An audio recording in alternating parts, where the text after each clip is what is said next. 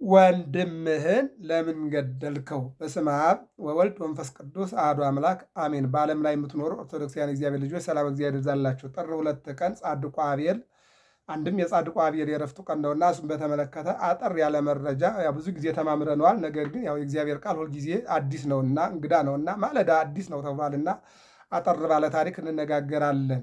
ምንድን ነው የሚለው? እንደው ስንክሳር ላይ እንነሳና ጥር 2 በዚች ቀን ደግሞ በግፍ የፈሰሰ ጻድቁ አቤል አረፈ። እርሱም ወንድሙ ቃየል የገደለው የሙታን በኩር የሆነ ነው ይለናል። እንግዲህ አንዳንድ ጊዜ ሰዎች ሞትን ማን አመጣ ሲባል እግዚአብሔር አመጣ ይላሉ። ነገር ግን መጽሐፍ ምን ይላል? እግዚአብሔር ሕይወትን ሰጠ እንጂ ሞትን አላመጣም። ሕይወትን የሰጠ እግዚአብሔር ሞትን አያመጣም። በአጭሩ በመላእክትም መከፋፈል ያመጣ መልአክ ነው፣ ሰይጣን ነው። በሰውም ሞትን ያመጣ ደግሞ ምንድን ነው? ሰው ነው። ሰው ደግሞ ከሰይጣን ነው። የሰይጣንን ምክር ሰምቶ ነው ማለት ነው። አዳምና ሔዋን የሰይጣንን ምክር ሰምተው የቁም ሙት አድርገውናል። አዳም ከእግዚአብሔር ተለይቶ እንግዲህ 930 ዘመን ነው እድሜው። 7 ዓመት የመልካም ኑሮ ነበር፣ እሱም መቀነስ ነው። ነገር ግን እግዚአብሔርን አጥቶ 930 ዓመት መኖር አንድ ቀንም እንኳን እግዚአብሔርን አጥቶ መኖር ከባድ ነው። ስለዚህ አሁን ዛሬ በዓለማችን ላይ የቁም ሙት ነው። ወደ መቃብር ከወረደው ይልቅ ቁሞ የሞተው ነው የሚበልጠው ማለት ነው። ይህን ያመጣው ማን ነው? ደግሞ ሰይጣን ነው። ሰይጣን በማን ላይ አድሮ? በአዳም ላይ ያደረ፣ በሔዋን ላይ ያደረና ሞትን አመጣ ነው። ይሄ ቁሞ የሞተ ብዙ አለ ማለት ነው። ያለ ይመስልናል። ነገር ግን የሞተ ምን ማለት ነው? ስራ የሌለው ማለት ነው። ሃይማኖት የሌለው ማለት ነው። ምግባር የሌለው ማለት ነው። አዎ ከህይወት የሌለው ማለት ይሄ ነው ማለት ነው። ከእግዚአብሔር የተለየ ከመልካም ባህሪ የተለየ ከፍቅር የተለየ ከይቅርታ የተለየ ሁልጊዜ መስረቅ፣ ሁልጊዜ መግደል፣ ሁልጊዜ ማሳደድ፣ ሁልጊዜ መዋሸት፣ ሁልጊዜ ማማት፣ በዚህ አይነት ኑሮ የሚኖር ሰው ያለ ይመስለዋል። ነገር ግን የሌለ ማለት ነው። ህይወት የሌለው እግዚአብሔር ካልተለይቷል ማለት ነው። መቼም ኃጢአት እየሰራ እግዚአብሔር አብሮት አይኖርም። እየገደለ እግዚአብሔር አብሮት አይኖርም። እየሰረቀ እግዚአብሔር አብሮት አይኖርም።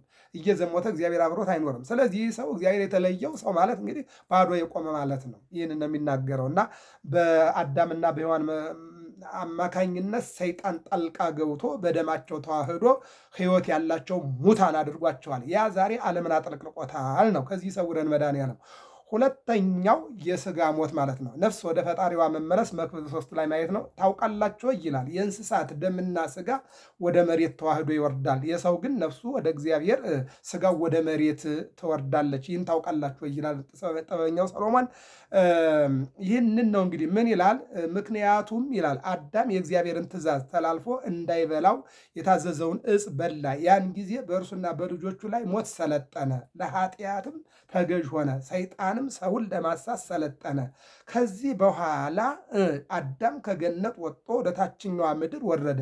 ስለ በደሉና የፈጣሪውን ትእዛዝ በመተላለፉ ፈጽሞ እያዘነ እያለቀሰ 100 ዓመት ኖረ ነው የሚለው። ከዚህ ሰውረን እግዚአብሔር። በድያለሁ አጥፍቻለሁ እያለ ከዚህ በኋላ አዳም ሔዋንን በግብር አወቃት። ጸንሳ ቃየልንና እህቱን ኤልዩድን ወለደች። ሁለተኛም አወቃት፣ አቤልንና እህቱን አቅሌማን ወለደቻቸው። አዳምም ሔዋንን እነሆ ልጆችሽ አካለ መጠን አደረሱ፣ ጎለመሱ። ቃየል የአቤልን እህት አቅሌማን ያግባት፣ አቤልም የቃየልን እህት ኤልዩድን ያግባት አለና አዳም ለሔዋን ነገራት ይለናል። ቃየልም እናቱን ሔዋንን እንዲህ አላት፣ ከእኔ ጋር የተወለደች እህቴን ማግባት ይገባኛል። አቤልም ከእርሱ ጋር የተወለደች እህቱን ያግባ። ቃየል ከእርሷ ጋር የተወለደ ኤልዩድም እናቷ ሔዋንን የምትመስል እጅግ የምታምር መልካም ናትና ከኔ ጋር የተወለደችው መልከ መልካም ስለሆነች እኔ ለወንድሜ አልሰጥም። እሱ ጋር የተወለደችውን እሱ ያግባ፣ ከኔ ጋር የተወለደችውን ያገባለሁ አለና እምቢ አለ ነው የሚለው። አዳም ግን ለምን አስቦ ነው? አድልቶ አይደለም። በነገራችን ላይ ይሄ የማዳላት ጉዳይ አይደለም። በዚያን ጊዜ ማዳላትም የለም፣ እንዲህ አይነት አሰራርም የለም። ግን ምንድነው? ዝምድና ለማራራቅ ፈልጎ ነው። አዳም ምንድነው? ከትልቁ ጋር የተወለደችው ለታናሹ፣ ከታናሹ ጋር የተወለደችው ለታላቁ ማድረጉ ዝምድና ለማራራቅ እንጂ ለማዳላት አይደለም። አዳም ይህንን ነገር በሰማ ጊዜ እጅግ ጭንቅ ሆነበት። ቃየልንም አብራህ የተወለደች እህትን ታገባት ዘንድ አይገባህም፣ አለዚያም ለእግዚአብሔር መስዋዕትን አቅርቡና መስዋዕቱን ለተቀበለው ይሁን አለው ይላል። አያችሁ፣ የአባት ፍርድ ነው፣ የማያዳላ ማለት ነው። ምን አለ? እኔ ዝምድና ለማራራቅ ይህን ያደረግኩት። በእኛ ዘንድ መልክ የሌላት ልጅ የለችንም፣ መልክ የሌለው ልጅ የለንም። ሁላችሁም መልከ መልካሞች ናችሁ ለእኛ። ለእናት ለአባት ሁሉም ቆንጆ ነው። በእናንተ ዘንድ እንግዲህ አንዷ ጎራዳ፣ አንዷ አፍንጫ ያላት፣ አንዷ ጥቁር፣ አንዷ ቀይ ከሆነች ይህ እናንተ ባህሪ ነው፣ የኛ ባህሪ አይደለም። ለአባት ለእናት ሁሉ ልጅ አይነ ስውርም ቢሆን አንካሳም ቢሆን ጉንዱሽም ቢሆን እጁ የሰለለም ቢሆን አፍንጫ የሌለው ቢሆን ያለውም ቢሆን ለአባት ሁሉ መልካም ነው። ነገር ግን በእናንተ በኩል መልከ መልካም እናቷን የምትመስልና የማትመስል ብላችሁ ካስቀመጣችሁ ለእግዚአብሔር መስዋዕት አቅርቡና እግዚአብሔር መስዋዕቱን የተቀበለለት መልካሟን ያላችኋትን ያግባ። ለእኛ ግን ሁሉም መልካም ናቸዋል። አዳም አዎ መስዋዕትንም አቀረቡ። አንድም በአቀረቡ ጊዜ የአቤልን መስዋዕት እግዚአብሔር ተቀበለ፣ የቃየልን ግን አልተቀበለም። ስለዚህ ቃየል ፈጽሞ አዘነ ይላል። ምንድነው እሱ? ቃየል ከስንዴው እንክርዳዱ፣ ጠጠሩ፣ አፈሩ፣ ሳሩ፣ ገለባው ያለበትን ለንጹሐ ባሕርይ ለእግዚአብሔር ይህን ሰይጣንም አይቀበለውም። እንኳን እግዚአብሔር ወሰደና ድንጋይ ላይ በተነ፣ ሰይጣን በተነበት። አዎ ይነጸረ እግዚአብሔር ላዕለ ቃየል ወላዕለ መሥዋዕቱ ይላል። እግዚአብሔር ወደ ቃየልና ወደ መሥዋዕቱ አልተመለከተም። ለምን? ከሸፍጥ ከተንኮል፣ ከጉልበት፣ ከኃይል፣ ከትዕቢት የቀረበ መሥዋዕት ስለሆነ እግዚአብሔር አልተቀበለውም። ዛሬም እንዲህ አይነት መሥዋዕት እግዚአብሔር አይቀበልም። አዎ እግዚአብሔር የሚቀበለው መሥዋዕት አለ፣ እግዚአብሔር የማይቀበለው መሥዋዕት አለ። እግዚአብሔር የሚቀበለው ጾም አለ፣ እግዚአብሔር የማይቀበለው ጾም አለ። እግዚአብሔር የሚቀበለው ስግደት አለ፣ የማይቀበለው አለ። ምንድን ነው? አዎ ስንጾም የታሰሩትን የምናስፈታ፣ የተራቡትን የምናበላ፣ የተሰደዱትን የምናዝን ከሆነ እንጀራችን የምናካፈል ከሆነ ያን ጾም ይወደዋል። ያለበለዚያ ግን እንጾማለን ራሳችን ብቻ ምንበላና ምንጠጣ ከሆነ ግን ጾሙን እግዚአብሔር አይቀበለው። ሌላው መስዋዕት ደግሞ ከልባችን እግዚአብሔር በእኔ መስዋዕት ደስተኛ ይሆናል ብሎ የመስዋዕት አቀራረቡ ደግሞ ለንጹሐ ባሕርይ ለእግዚአብሔር ንጹሕ፣ ለቅዱሰ ባሕርይ ለእግዚአብሔር የተቀደሰ ነገር ማቅረብ አለበት። ስለዚህ ቃየል አቀራረቡም ሁሉም ነገር የሰይጣን አቀራረብ ስለነበረ ሰይጣን በተነለት ማለት ነው። አቤል ግን እግዚአብሔር በእኔ መስዋዕት ደስ ይለዋል ወይ? እኔ የማቀርበው መስዋዕት እግዚአብሔርን ያስደስተዋል ወይ? ለእግዚአብሔርስ የበቃ ይሆናል ወይ አለና አንደኛ ህሊናው ሐሳቡ፣ ሁለተኛ ደግሞ የመስዋዕት አቀራረቡ ቀንዱ ያልከረከረ ጥፍሩ ያልዘረዘረ ከፀጉሩ ቅይጥ የሌለበት መስዋዕት ለእግዚአብሔር አቀረበለት። ማን? አቤል። ነጸረ እግዚአብሔር ላዕለ አቤል ላይ ለመስዋዕቱ እግዚአብሔር ወደ አቤልና ወደ መስዋዕቱ ተመለከተ። ለምን? አቀራረቡ የተሻለና አቀራረቡ መንፈሳዊነትን የተጎናጸፈ ስለሆነ። ስለዚህ የአቤልን መስዋዕት እግዚአብሔር ተቀበለ። አሁን ከቃየል ጋር የተወለደችው ለአቤል እንድትሆን ማን አወጀ ማለት? እግዚአብሔር ነው ይህንን የፈቀደ። አዳም ቅድም ተናገረ። ዳግማዊ አዳም እግዚአብሔር ደግሞ ዝምድና አራርቃልና መስዋዕትን ተቀበለ ማለት ነው። በዚህ ጊዜ አኮረፈ። ማን? ቃየል ማለት ነው። አሁን አቤልም ቃየልም ሙተዋል። ግን የአቤል ደግነት የቃየል ክፉነት ሲነገር ይኖራል። አሁን ቃየልና አቤል ሙተዋል። የአቤል መስዋዕት ምን አይነት መስዋዕት እንደነበረና የቃየል ደግሞ የእኩይ የክፉ ሰው መስዋዕት እንደነበረ የምንማርበት ነው። አቤል እንዴት አድርጎ እንዳቀረበ ትሕትናው ዘንፈቃዴ የሰውለከ ለመስዋዕት ደግሞ ፈቃዱ እንዴት እንደሆነ የምናይበት ነው። ቃየል ደግሞ ለመስዋዕቱ ግዴለሽነት ጠጠሩንና ገለባውን ከስንዴ ጋር ደበላልቆ አቅርቧል። ቢቀበል ይቀበል፣ ባይቀበለኝ ከኔ ጋር የተወለደችው ማን ይነካብኛል ብሎ በጉልበቱ የተመካ ነው ቃየል። ዛሬም በዘመናችን በጉልበታቸው የተመኩ በጉልበታቸው ተመክተው የሚገሉ፣ የሚያሳድዱ፣ የሚሰርቁ፣ የሚዘርፉ በሀብታቸው ተመልክተው በስልጣናቸው ተመክተው ህዝቡን የሚያሰቃዩ ብዙዎች አሉ ማለት ነው። ግን ያልፋል፣ ሁሉም ማያልፍ የለም ማለት። የቃየል ዘመንም አልፏል፣ የአቤል ዘመንም አልፏል። ነገር ግን አሁን በክፉዎች ቃየል ይገለጣል፣ በመልካሞች ደግሞ አቤል ይገለጣል ማለት ነው። ስለዚህ ቃየላዊ ከመሆን አቤላዊ መሆን ጥሩ ነውና አቤላውያን እንድንሆን እግዚአብሔር ይርዳን ነው የሚነግረን። ሰይጣንም አገኘውና ምን ያሳዝናል አለው። ቃየልም ለወንድሜ ለአቤል እህቴን እተውለት ዘንድ አባቴ አዘዘኝ አለው። ሰይጣንም ምክር ከኔ ስማ፣ ወንድምህን ወደ ውሃ ምንጭ ይዘው ሂድ፣ ውሃውንም ሲጠጣ ራሱን በደንጊያ ምታው፣ በሞተ ጊዜ ሁለቱንም ታገባለህ፣ የሚከለክልህ ማን ነው አለው።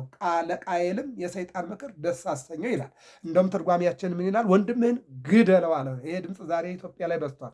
ምን በለዋል? ወንድምህን ግደለው። መግደል ማለት ምንድን ነው አለ ቃየል። መግደልማ አንዱ ሰይጣን ሰው ተመስሎ፣ አንዱ ሰይጣን ደግሞ አሞራ ተመስሎ ሰው የሆነው ሰይጣን አሞራ የሆነውን ጠቅሎ በድንጋይ ጣለው። ይሄ ነው መሆን አለው፣ ሞት አለው።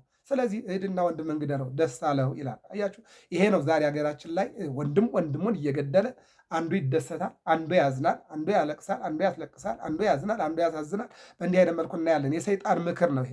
ደስ አሰኘው፣ ልቡም በዝሙት እሳትነት ነደደ። ሰይጣን እንዳስተማረውም ወንድሙን አቤልን ናንድ ዋን ጠጣ ብሎ ወደ ምንጭ መጀመሪያ ቃየል ጠጣ፣ ከዚህ አቤልን ጠጣ አለና በድንጋይ እዛው ምንጩ ላይ ገደለው። ምን ይላል?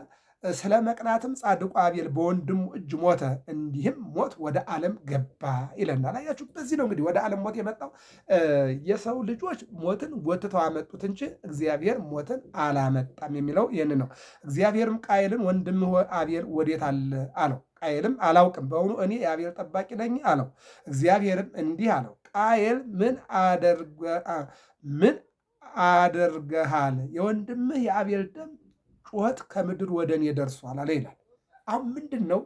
ወንድሙን ገሎ ሁለቱን ለማግባት ነበር፣ ዓለማዊ ነበረ። የቆጡን አወርዳ በለው ብላ የብብቷን ጣለች የሚባል ነገር አለ።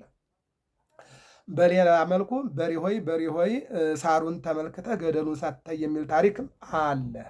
እና ምን አለ? ወንድሙን ገደልና ሁለቱን የኔ ናቸው ብሎ ሊል ሲል አሳድደው። የራሱ ስራው አያችሁ። ዛሬ ሰው የራሱ ስራ ያሳድደዋል። አዎ፣ ግን ለዝም አትኖርም። ለቃየል እኮ አይነ ስውር ተነስቶ እንዲገለው ነው ያደረገ እንጂ ከቃየል የበለጠ ባለ ጉልበት መጥቶ ቃየልን እንዲገለው አላደረገም እግዚአብሔር። ከቃየል ያነሰ ነው። ሰዎች አሁን በዘመናዊ መሳሪያ ወይም ደግሞ በጉልበት ወይም ደግሞ በተለያየ ነገር ሊሆን ይችላል፣ አናቃለን። ግን ሁሉም እያንዳንዱ የጊዜ ጉዳይ እንጂ ገዳይም ይገደላል፣ አሳዳጅም ይሰደዳል። አሁን ላይ ለዚህ ሁሉ መከራ የሆነው እኛ እናልፋለን፣ ሌላ ትውልድ ይፈጠራል። ይህን ማወቅ ያስፈልጋል ማለት ነው። እና ምን አለ? እግዚአብሔርም እንዲህ አለው፣ ቃየል አለው ምን አድርግሃል?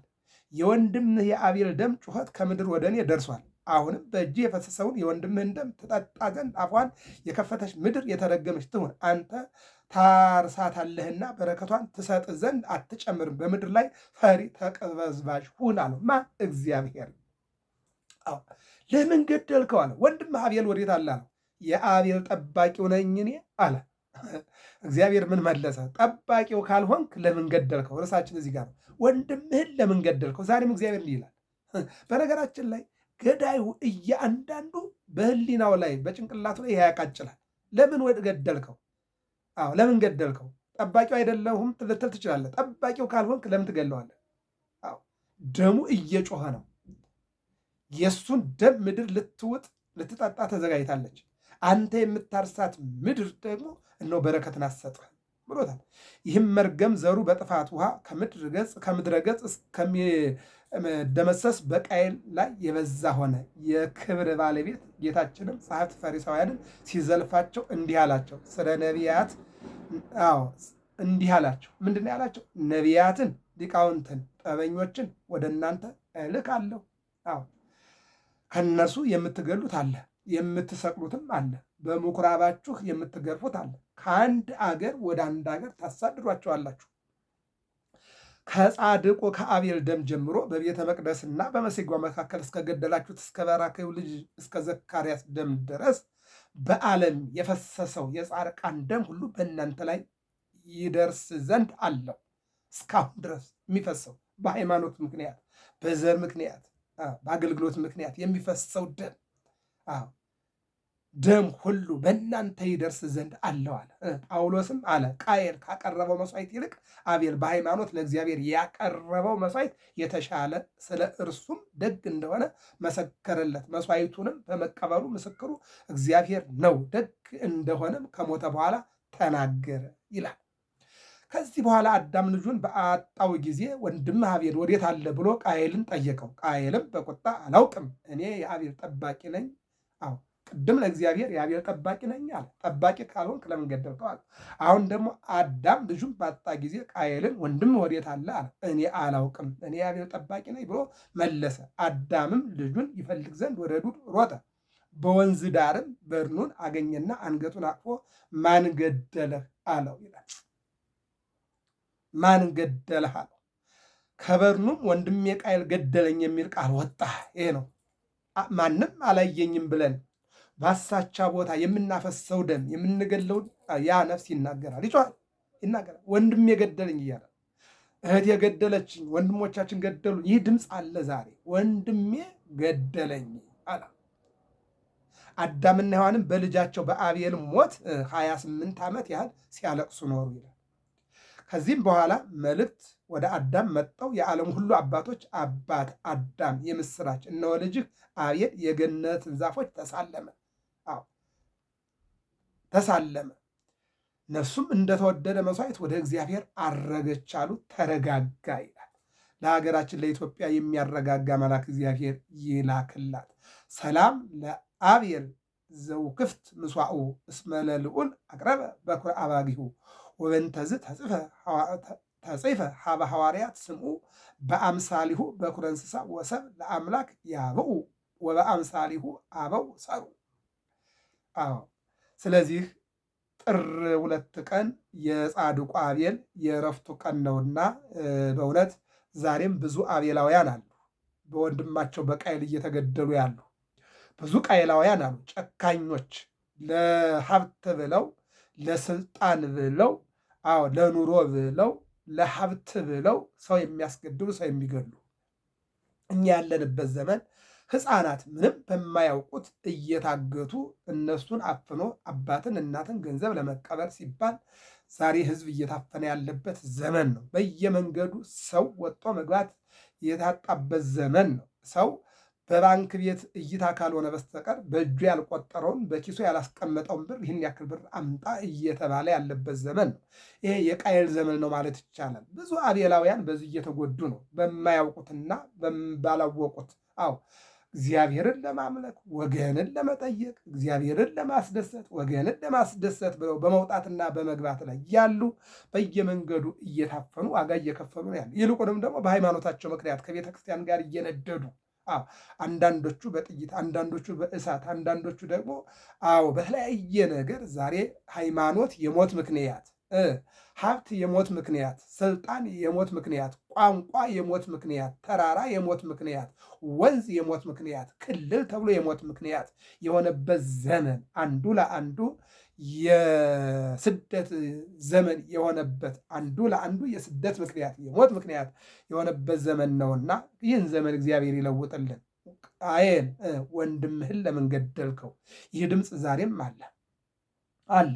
ወንዝ የተሻገረ ድንበር የደፈረ የለም። እርስ በርሳችን ነው የምንበላለው። እንደ ሃይማኖትም እንደ ሀገርም እንደ መንደርም የምንበላለው እርስ በርሳችን ነው። በዚህ ምክንያት እግዚአብሔር እንዲህ ይላል፣ ወንድምህን ለምን ገደልከው? እህትህን ለምን ገደልካት? አባትህን ለምን ገደልከው? እናትህን ለምን ገደልካት? ወገኖችን ለምን ገደልካቸው? የሚለው ድምፅ በአይምሮ ሰው ሰውን ገሎ ከሚታዩ የህግ አካላት ሊያመልጥ ይችላል። ከህሊና ዳኛ ከህሊና ፖሊስ ግን ማምለጥ አይቻልም። ከሚታየው ህግ ሰው ለጊዜው እግዚአብሔር አጋልጦ እስከሚሰጠው ሊርቅ ይችላል። ነገር ግን ከህሊና ዳኛ ከህሊና ፍርድ መራቅ አይቻልም። ጥላህ ያሳድድሃል። በተኛ ጊዜ ትሳደዳለህ፣ በተቀመጥ ጊዜ ትሰደዳለህ። አውሬ ሲንቀሳቀስ፣ አሞራ ሲንቀሳቀስ፣ የሚጮኸው ተራራ የሚወዛወዘው እንጨት ያሳድድሃል። ቃየልን ያደረገው ይሄ ነው። በየሄድክበት ስደተኛ ትሆናለህ፣ ተቅበዝባዥ ትሆናለህ ነው ያለው። ይህንን ለመመልከት አክዓብና ኤልዛቤልን ማየት በቂ ነው። አክዓብና ኤልዛቤል ናቡቴን ገለው የወይን ቦታውን ወርሰው ለመኖር ነበር ዓላማቸው የነበረ። ነገር ግን አልሆነም። እሱን በገደሉበት ቦታ እነሱ ሞተዋል። የናቡቴን ደም የጠጡ ውሾች የእነሱንም ደም ጠጥተዋል። አክዓብም ሙቶ ነው የተገኘው። ኤልዛቤልም ደግሞ ከፎቅ ላይ ሽቀንጥራ ወርዳ ነው ተሰባብራ የሞተችው። ስለዚህ የክፉ ሰው አሟሟት እንደዚህ ነው። ሄሮድስ ያላሳደደው፣ ሄሮድስ ያልገደለው፣ ሄሮድስ ያልጨረሰው የለም። ነገር ግን የእሱ አሟሟት ራሱን እያከከ ራሱን እየበላ የሞተው። ስለዚህ ክፉ መሆን መልካም አይደለምና ወደ ደግነት እንድንመለስ እግዚአብሔር ይርዳል። ወንድምህን ለምን ገደልከው? ይህ ድምፅ ዛሬ አለ። ባካችሁ ማዳንን እንጂ መግደልን አንውደድ፣ መሰብሰብን እንጂ መበተንን አንውደድ። ሰውን ማቀፍ እንጂ ማሳደድ መልካም አይደለም። መጨከን መልካም አይደለም፣ መራራት ነው። ሰው በሃይማኖቱ፣ ሰው በሰውነቱ፣ ሰው በሀገሩ ሊሰደድ ሊገደል አይገባውም። የፈለገውን ማምለክ ይችላል። አውሬ ማምለክ ይችላል። ድንጋይ ማምለክ ይችላል። ዛፍ ማምለክ ይችላል። ውሃ ማምለክ ይችላል። እነሆ ልናየው የሚገባን ነገር ግን የምናመልካቸው ነገሮች ሁሉ እግዚአብሔር አላቸው። ውሃውን ማን አለው? የፈጠረው እግዚአብሔር አለ። ድንጋዩ ማን አለው? የፈጠረው እግዚአብሔር አለው። ዛፉ ማን አለው? የፈጠረው እግዚአብሔር አለው። እኛ የምናመልከው ራሱ እግዚአብሔር ነው። ስለዚህ የምናመልካቸው ሁሉ እግዚአብሔር አላቸው። ለዚህ ነው 33 ጊዜ ይባርክዎ ለእግዚአብሔር ኩሉ ግብረ እግዚእ ለእግዚአብሔር እያሉ እነዚያ ሶስት ወጣቶች በሰዓት ላይ ሆነው አድባሩ አውግር፣ ተራራውም፣ እንጨቱም፣ ወንዙም፣ ሜዳውም፣ ሰማዩም፣ ከዋክብቱም፣ ፀሐይም፣ ጨረቃም፣ ሰዎችም፣ እንስሳትም እነዚህ ሁሉ ማንን? እግዚአብሔርን ያመስግኑ እኮ አይደል? ይባርኩ አለ። ስለዚህ እኛ የምናመልከው ብርን ከሆነ የብር ባለቤት እግዚአብሔር ነው። ሀብት ከሆነ የሀብት ባለቤት እግዚአብሔር ነው። ስልጣን ከሆነ የስልጣን ባለቤት እግዚአብሔር ነው። አዎ ጊዜ ከሆነ ጊዜ ገቢር ለእግዚአብሔር፣ ጊዜ እግዚአብሔር ነው። የኛ የሆነ ጊዜ የለም። አዎ በተለይ ደግሞ የጊዜ እንጂ የወንድ ጀግና የለውም። ሰውን ጀግና የሚያደርገው ጊዜ ነው። ጊዜ ደግሞ ተለዋዋጭ ነው። ፖለቲካ ተለዋዋጭ ነው፣ ይለዋወጣል። አዎ ስለዚህ ሁልጊዜ በዚህ ዓለም አንድ ያለ እግዚአብሔር ብቻ እንጂ ሌላው ግን ተለዋዋጭ ነው። አያላን ሀገርን ምን ኢትዮጵያን ምን በእኛ ዘመን እንኳን ስንት መንግስታት ተፈራረቁ። ዓለም እንዲህ ናት፣ ተፈራራቂ ናት። የሰው ህይወት አንድ ዜ ድሃ፣ አንድ ዜ ሀብታም፣ አንድ ዜ ሐዘንተኛ፣ አንድ ዜ ደስተኛ፣ አንድ ዜ ኗሪ፣ አንድ ዜ አኗኗሪ፣ እንዲህ አይነት አለ። ይፈራረቃል በቤታችን ማለት ነው። ስለዚህ ከክፉነት ደግነት፣ ከማሳደድ ሰውን መሰብሰብ፣ ከመጨከን መራራት፣ ይሄ ያስፈልጋል። ለምን ወንድምህን ለምን ገደልከው? ገብረ መስቀል ሚዲያ ነው። ሰብስክራይብ፣ ላይክ፣ ሼር አድርጎ የጻድቁ አቤል በረከት በህይወታችን ላይ ይደር። እኔም እናንተም መልካም ሰርተን እንድናልፍ እግዚአብሔር ይርዳን። ወርሃ ጥርን የሰላም የጤና ያድርግልን እግዚአብሔር። ዛሬ ልደታ ለማርያም ናት። እንግዲህ እንደሚታወቀው አንዱ እግዚአብሔር ዓለምን አድኗል። አንዷ ተወልዳ አንድ ወልዳ ዓለምን አዳነችው ከፍዳ ተብሏል። ሶሎሞን አሐቲ ይእቲ ለእማ ለእናቷ አንዲት ናት። ወኅዲት ይእቲ ለእንተ ወለደታ ለወለደቻትም የተመረጠች ናት። ነገስታት ዕቁባት ወደሳ ነገስታትና የነገስታት ልጆች ዕቁባቶች አመሰገኗት አወደሷት ይላል። ማናት? ድንግል ማርያም። ለእናቷ የተባለችው ለሐና ማለት ነው። አንዲት የተባለችው ድንግል ማርያም ናት። አንዷ ደግሞ አንዱን መድኃኔዓለምን ወለደችው። አዎ አንዱ ስለ ብዙዎቹ ሞተ የተባለውን መድኃኔዓለምን ወልዳ ሰጣናለች። ስለዚህ አንድ ወልዳ ዓለም ከፍዳ ድኗልና የካላንደራችን ቁጥር አንድ በየወሩ ልደታ ተብሏል ማለት ነው። የድንግል ማርያም ግንቦት አንድ ቀን ስለተወለደች በየወሩ በአንድ ልደታ ናት። ስለዚህ አንድ ብለን ጀምረናልና 30 ብለን የጥርን ወር እስከምንቆጥር ድረስ ይህንን ወር ዘመን አስተርእዮ ዘመነ መገለጥ ነውና ፍቅሩን ይግለጥልን፣ ይቅርታውን ይግለጥልን፣ ቸርነቱን ይግለጥልን፣ ምሕረቱን ይግለጥልን። የተሰደዱት ይመለሱ፣ ያጡት ያግኙ፣ የወደቁት ይነሱ፣ የታሰሩት ይፈቱ፣ ያዘኑት ይጽናኑ፣ በኃጢአት ማሰሪያ የታሰሩት ከኃጢአት ማሰሪያ እንዲሁም በሌላ መልኩ የታሰሩትም ደግሞ አንዳንድ ጊዜ በሀብት፣ አንዳንድ ጊዜ በስልጣን፣ አንዳንድ ጊዜ በስተት፣ አንዳንድ ጊዜ ደግሞ በጥፋት የታሰረ ሁሉ አለ። ይህም ሁሉ ከኃጢአት ማሰሪያ እግዚአብሔር ይፍታልን። ገብረ መስቀል ሚዲያ ነው። ሰብስክራይብ፣ ላይክ፣ ሸር አድርጉ። መልካም ጊዜ፣ መልካም ቀን